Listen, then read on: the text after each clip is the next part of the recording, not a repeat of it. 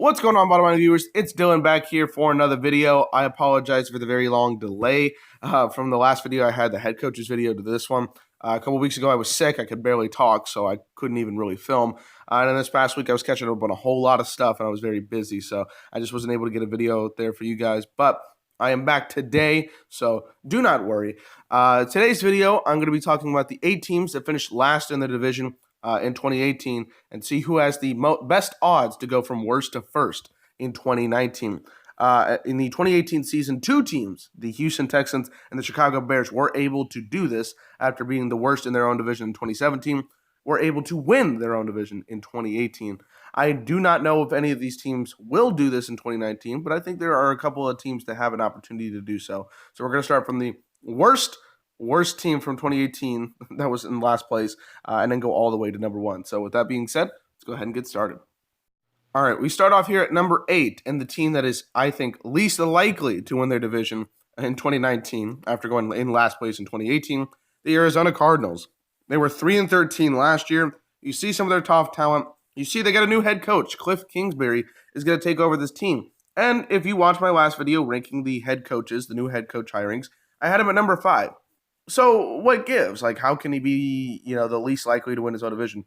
First off, they're in a pretty competitive division. You got the LA Rams, who just went to the Super Bowl, and the Seattle Seahawks, who are still doing pretty well, and the 49ers, who, if they get Jimmy G back and have the expectations that they were having going into 2018, are going to be fighting for a playoff spot as well. So there's a lot of teams in that division that are going to compete to win it. The Cardinals just don't have that yet. They have their franchise quarterback. They even have the number 1 pick. But they are not capable of winning this division. They just don't have that talent. Josh Rosen struggled in year 1. I think he'll do a little bit better here in year 2, but they were a dumpster fire, in essence, in 2018. They were the worst team in football in 2018, and I don't expect them to make such a drastic change from year 1 to year 2 in the Josh Rosen experiment. Will they continue to get better? Absolutely. Like I said, they got that number 1 pick. They're going to continue to beef up that defense. They've got some really good talent, but they're just not going to get it done. Unfortunately, Larry Fitzgerald, who's staying for one more year, is not going to be able to get this playoff run here because they're just not that good. But yeah, Cardinals, they have the least percentage of chance to win their division after going worst in 2018, in my opinion. At number 7, we have the Oakland Raiders, or the Las Vegas Raiders, or whatever you want to call them. Their 2018 record was 4-12. They did not do very well. Now, if you go back to my preseason predictions of 2018, I was an idiot. I said this team was going to the playoffs in 2018. They did a terrible job in year 1 of the John Gruden experiment. Here's the thing, though. I think he realized that this team needed to be rebuilt, so they had a really bad season, but they got a whole lot of draft picks, a crap ton of draft picks. Yes, they traded Khalil Mack. Yes, they traded Amari Cooper, but they have 5 draft picks in the first 2 rounds this year, including 3 in the first round. Like, they're going to get some of the best talent in the draft if they draft correctly, which is why I think they're a little bit ahead of the Arizona Cardinals, because even though the Cardinals have the number 1 pick, the Raiders have the 5 picks in the first 2 rounds. That's pretty insane. There's some talent there. There's a lot of questions about Derek Carr for me personally after seeing what he did last year, but this team just has a little bit more upside than the Cardinals. That being said, there's still the Chargers and the Chiefs to contend with, so they're on the lower half of this list because those 2 teams are going to be competing every single week to try to get that spot, and I just don't think the Raiders will be ahead of it. But the John Gruden experiment, if the draft picks work out well, could be working a couple of years down the line, but not in 2019, Chief. At number 6, we have the Cincinnati Bengals, the Bongles, if you will. Their 2018 record was 6-10. You see all the talent there. The 2018 season for the Bengals was kind of weird. They started off pretty well, but then they all got injured, and it led to a 6-10 record. So that's why they get a couple of spots higher, is because they were starting off pretty decently well, but injuries just kind of took their season away. No more Marvin Lewis. They said, we're done with this mediocrity, not getting past the first round of the playoffs, all this stuff for 15 years. It was ridiculous. There's also a reason why they're at number 6, why they're so low, is because Zach Taylor is the new head coach, and I don't think he's very qualified to do so. Head coaching is a different role than a quarterback's coach. It's a way bigger role. Like, quarterback's coach, cool, they're still doing a great job, but head coaching deals with a whole lot of stuff, and I don't know if he's quite ready for it. Andy Dalton, is he really the quarterback for the future? I mean, come on, we're at what season 9 now? Like, this team hasn't gotten a whole lot of accomplished in his run as the quarterback. They might need to look somewhere different. Again, they got great talent. Joe Mixon is a very solid running back. AJ Green is one of the best receivers in the game when he's absolutely healthy. But you look at the other teams in the AFC North, I think they're more suitable to win this division. The Ravens won this division last year with their great play from Lamar Jackson in the second half of the year. The Cleveland Browns put up a really impressive 2018 after all the stuff that they went through behind that. So Baker's leading that charge. And even the Steelers, who I do not like at the moment, are still experienced enough to get the job done. The Bengals, they just don't have that for me. I do not see them winning this division. Again, the lower the ranking you are, it might be because you're in a harder division. And I feel like the other 3 teams are more qualified to win. So Cincinnati Bengals here at number 6. All right, at number 5, we have the New York Jets. Their 2018 record was 4-12. You can see some of their top talent. You see the quote there that I have for you guys for the Jets. Here's the thing. Mitch and Kev gave glowing endorsements to this team in the 2018 preseason. They thought they were going to go, 7-9, 8-8, really improve this team. They didn't do very much. They were 4-12, just like I kind of thought they were going to. But the Jets potentially have a good team. And potential is the key word there. Sam Darnold is a quarterback that they have a whole lot of trust in. He did have a pretty good second half of the season. I'll give him credit. I still don't think he's very great, but his second half of the year was far more impressive than his first half. They've got this new head coaching staff, obviously. Adam Gase is the new head coach. Todd Bowles just was not getting it done. You see that they're trying to bring in some kind of a new initiative to the team. And I think they've got a little bit of potential to raise their grade up, to raise their record up to maybe 6-10, 7-9, hell, maybe even 8-8. But winning this division is pretty difficult because you still have to deal with, of course, the Patriots, who win it pretty much every single year. And don't be an idiot like Colin Cowherd, who says, I'm going to pre-order my New York Jets tickets to the 2020 AFC Championship game. Like, shut up, bro. Like, it doesn't make any sense to me.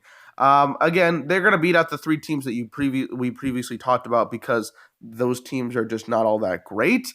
I think the Jets just have a little bit more writing for them, but still very low odds to win their own division because of the division they're in with the Patriots. But I still think they could upgrade their record and even be second place in this division. Who knows? But yeah, at number 5, I got the Jets.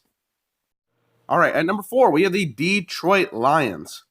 I absolutely love, one of my favorite videos of all time is our Detroit Lions 2018 team preview, because we said this team was not all that great. There were some holes in this team. They're a 6-10 team, 7-9 team at best. And all the Detroit Lions fans, they got it on some kind of Lions Reddit post and just flooded the comments with, you guys are idiots. You guys don't know what you're talking about. Why are you on YouTube? Blah, blah, blah, blah, because you don't know what you're talking about. They're going to win the NFC North. They were 6-10, fam. 6-10! I laughed in their faces for almost a year now. I have just continued to laugh.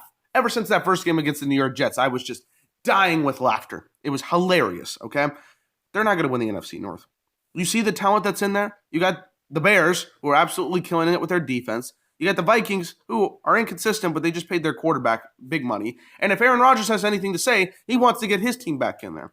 The Lions have good talent. They got Snacks Harrison. They got Matthew Stafford. They got Darius Slay. They got Kerryon Johnson as their running back. They got good pieces.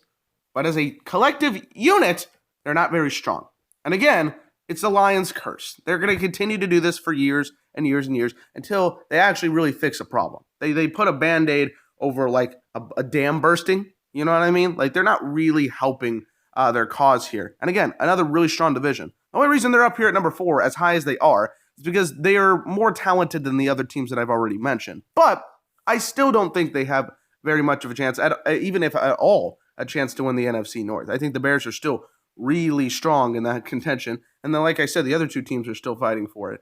I just don't like the Lions, what the Lions are due. And again, I don't like being right sometimes, but I like proving people wrong at the best of moments. And at that moment, I was just dying of laughter. So, number 4, I got the Detroit Lions. All right, here at number 3, we have our old buddies, the New York Giants. They went 5-11 last year. It was a very weird year, to say the least. Right now, I think the number 3 to 1 teams actually have the most realistic chance, like the actual realistic chance to be number one in their own division next year. So we start off here with the Giants, who, if they just had a freaking quarterback, they could try. They really could. Odell Beckham's one of the best receivers in the game. Saquon Barkley, explosive guy. Rookie of the year last year. He knows what he's doing. He's going to be a great talent for years and years to come. The thing is that Eli is so inept in the game. So inept at this point. I hope they draft a quarterback. If they don't, they are absolute morons. I think they're going to draft Haskins. I think that is going to really work out for them. They'll probably have one more year where Eli's the quarterback, so then Haskins can watch what Eli's doing for 1 year, kind of train underneath him. But with that being said, the talent is here for this Giants team. They've got the pieces to go out there and do something. Their defense is even good. And yes, Landon Collins probably leaving the team is going to hurt their value a little bit, but overall, they still got really good talent on the defensive side. Olivier Vernon, a lot of guys on that defensive line are pretty solid as well. And their offense is stacked. Their offensive line, the left side's better than the right, but they've gotten a lot better. I mean, there's still good pieces to that team. Again, like I said, the big key core pieces of Saquon Barkley, Odell Beckham, Sterling Shepard. Evan Ingram is a really good tight end as well when he's healthy. So it's just really the ineptitude of Eli Manning just continuing to piss me off every time I watch a Giants game. Again, I'm a Cowboys fan, so I appreciate it, but at the same time, it's like, dude, you have the pieces. Pat Shurmur's not my favorite coach in the world either, but this team has the necessary tools to win. And no team has repeated since 2004 in the NFC East. So there you go. Giants at number 3. At number 2, we have the Jacksonville Jaguars. Their 2018 record was 5-11. The Jaguars pissed me off. They really pissed me off. Here's why. They were 1 quarter away from going to the Super Bowl in 2017. Blake Bortles in 2018 starts off pretty hot. They beat the Patriots, okay? But then, I watched that Chiefs game with Mitch. It's one of the worst games I've ever seen in my entire life in terms of a quarterback performance. Terrible. He threw an interception off of his own offensive lineman's helmet. How do you do that? You have to be a terrible quarterback. He's the worst starting quarterback in the league. Cody Kessler almost did a better job than him. It was insane. He is a terrible quarterback. Their defense, I believe, was top 5 in least amount of points per game given up, and they still were 5-11. You know how bad you have to be on offense to do that? That's insane. They started off 3-1, and then went 2-9 or 2-10 in the last 12 games. How do you do that? How, as a franchise, do you let that happen? They have to draft a quarterback. If they draft a rookie quarterback and he plays decently well, this team will have a chance to win the division. That's how bad Blake Bortles is. This defense is supremely talented. Jalen Ramsey might have cursed him a little bit, but this team has a lot of great talent on them. And yet, Blake Bortles threw it all the way because he's so bad at playing football. It's insane. Their offense is a little even with Blake Bortles, but you gotta be kidding me with the way that he played. And their defense, well, it led its way to the AFC Championship game in 2017. It still played really great in 2018, even though they had 11 losses. Their offense just couldn't do shit. Give them a good quarterback, they have a chance to win the division. At number 2, we got the Jacksonville Jaguars. Hell, they could even get Nick Foles, and they'll win the division. I guarantee it. Number 2, Jaguars. And the team I think that has the best chance to go from worst to first in 2019, the Tampa Bay Buccaneers. Here's why. There's really only one great reason for this. Bruce Arians. He is a fantastic head coach. He's been coaching for 30-plus years. He was a tremendous coach in many different areas. When he was the interim coach at Indianapolis, he won Coach of the Year then. He coached for 4 pretty successful years in Arizona, led them to relevancy. They got to the NFC Championship once or twice. Carson Palmer had a career renaissance with Bruce Arians. He has led teams that honestly shouldn't be all that great and led them to some pretty great runs. That's what I like about Bruce Arians. He has helped manage teams very well. He's a great head coach. And you look at this Buccaneers team, you see Jameis Winston. He struggled. I thought he should have been cut last year, okay? All that you could say about Jameis Winston. A guy like Bruce Arians can help so much more than Dirk Cutter. It's insane.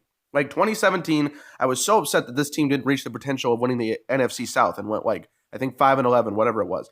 Last year was just a dumpster fire. There was a whole lot of things wrong with that team. So they fired Dirk Cutter, got somebody that is an actual leader and somebody that can actually fix the team and work with them. And I get it. The NFC South is tough. There's 3 really good teams in that division. Carolina, I mean, they just started off pretty well if they have their potential and if Cam's healthy, The Falcons just had a lot of injuries and they got a lot of stuff going for them. And of course, the Saints, who could have been in the Super Bowl this year. I get it. But I feel like the Buccaneers, if they reach their max potential, if Bruce Arians comes out, guns blazing, shows that he can coach this team to their max potential, they could win this division. I have really decent hopes that they could do it. I think Bruce Arians is the guy to lead this team. I don't know about Winston, but we'll see how it goes. They've got the talent to do so, and overall, I think they are the best contender from going from worst to first in 2019. That's going to do it for me, guys. I hope you enjoyed. If you did, smash the like button. Again, I apologize for the long delay of this video. It's just been a little bit difficult these last couple weeks, but we got some content on the way. Stay tuned for something that Mitch and I are cooking up. It's going to come out next Friday, so stay tuned for that. Not this upcoming Friday, not March 1st, but March 8th. We'll have something up for you guys. You guys will be entertained by that, I promise you. Subscribe to the Bottom Line View if you have not already. More football content on the way. It is off season, but there's a lot of stuff going on in the off season. A lot of topics, a lot of good things to discuss there. So you don't want to miss out on the content coming your way. Comment below what you thought about these teams. Do you think I rated somebody that was like 6th, 7th, 8th, whatever that should be higher on this list? Do you think I overrated a team? Let me know. Let me know what team you think has the best chance to go from worst to first in 2019. And like I said, stay tuned for more great content coming to you on the Bottom Line View. So from Dylan, peace out.